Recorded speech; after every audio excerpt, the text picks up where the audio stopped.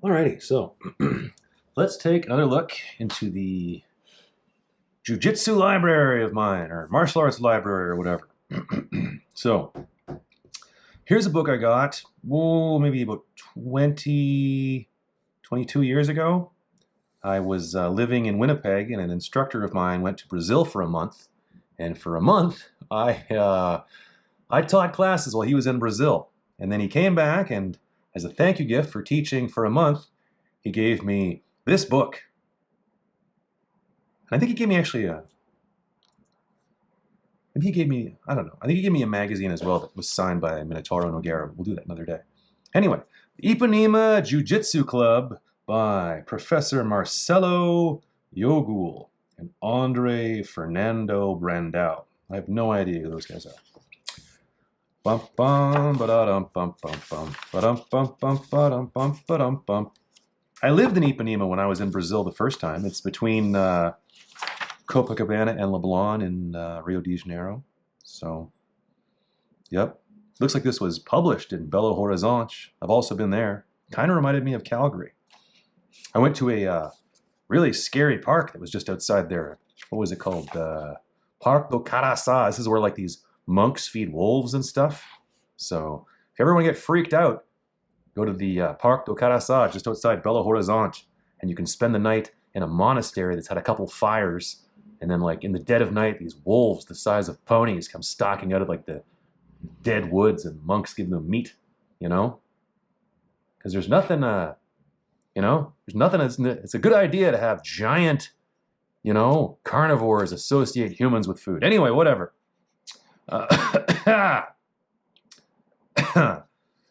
In this illustradão, estrangulamento, raspada. This is strangulations. Raspada is sweeps. Defesa do joelho na barriga. I don't know what that is. Prisão do joelho. Raspada, that's more sweeps. Raspada, raspada, raspada. Finalização. Finalização. Chave de braco. And that's arm. That means arm locks there. A lot of sweeps. Anyway, let's have a look. Estrangulamento número 1. This looks like it's a cross choke from the guard. See? You get your fingers into his kimono. This is a good idea. See, the second hand, it reaches under the arm, not over, under. This way you get that sweet, sweet grip on the neck. A lot of guys in tournaments and stuff, they get that first hand, and then the second hand goes over, and then you end up grinding out the guy's cheekbones and stuff. Anyway, and fine illustrations. Fine illustrations as well. Raspada, this is a sweep. So the guy's in your guard, he stands up, you put your feet in his hips, you push him away, you make sort of a spider guard hook over his bicep. And then you go perpendicular with him and you underhook his leg. I've seen this one. I sometimes call this one the catapult sweep. And then over he goes. On this one you can come up in a, because your knee is in there, you can come up in a bicep slicer, but usually you just collect the points for the sweep or whatever. And now it's time for an advertisement.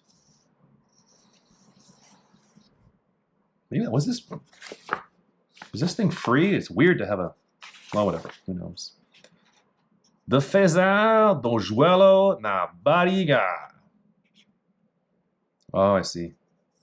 Defending a guard pass. So the guy gets the grip on your leg, he does the bullfighter pass, gets to side control, puts knee on belly. And look at you. You violently turn away from him and take his arm with you. So he has no choice but to, fall over. Yep. I don't know if I've ever seen people, I've refereed a lot of tournaments. I don't know if I've seen that one work. I've seen people try it. Usually ends up with the guy on the bottom in turtle, which I guess is kind of an escape. Whatever. Raspada com prisão do joelho. Joelho. Yeah, I don't know what that means. Let's see. So the guy's in your guard. Oh, yeah. It's kind of like what I call the cattle sweep. I usually do it when he's standing, though.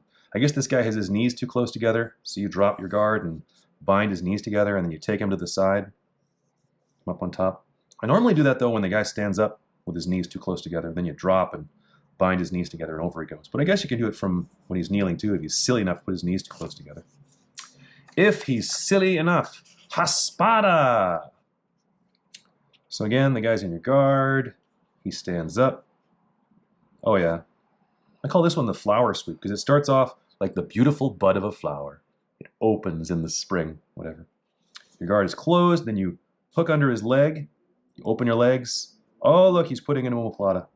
Oh, and he's sending him over the front. Yeah. That's not the flower sweep.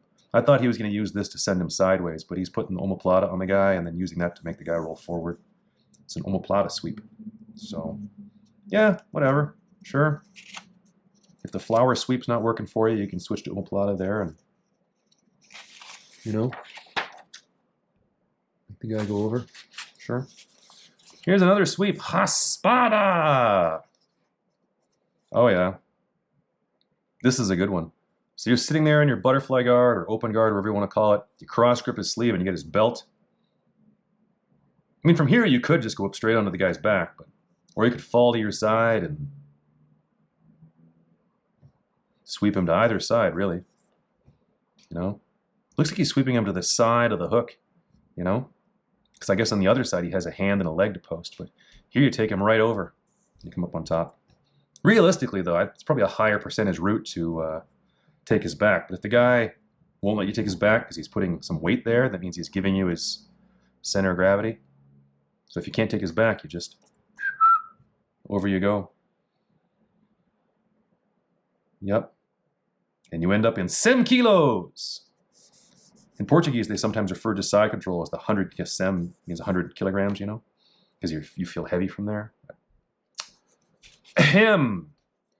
Haspada. So here, oh yeah. He's got one arm over your leg, one arm under your leg. You drop your leg hard in his arm. On the other side, you're gripping his pant. I don't know if you can see that. See, you're gripping his pant. And then over he goes. You come up on top. It's kind of like the catapult sweep that we were looking at earlier, but yep. Sometimes I do it with my shin against his bicep. Rather than my leg over his arm, I have my foot still on his hip and my shin in his bicep. That gives me more pushing power or whatever. But plus from here, I mean, you could totally go for a triangle choke, This is, you guys calling, he's screaming for a triangle choke, but whatever, Yep.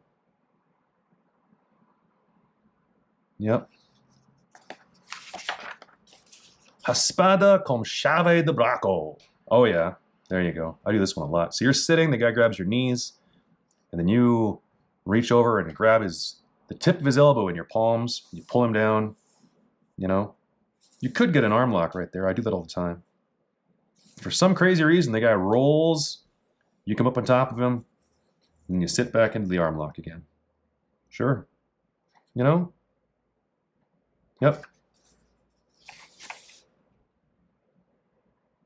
This is the kind of stuff you'd see a black belt do to a white belt. I've done this to people, But whatever.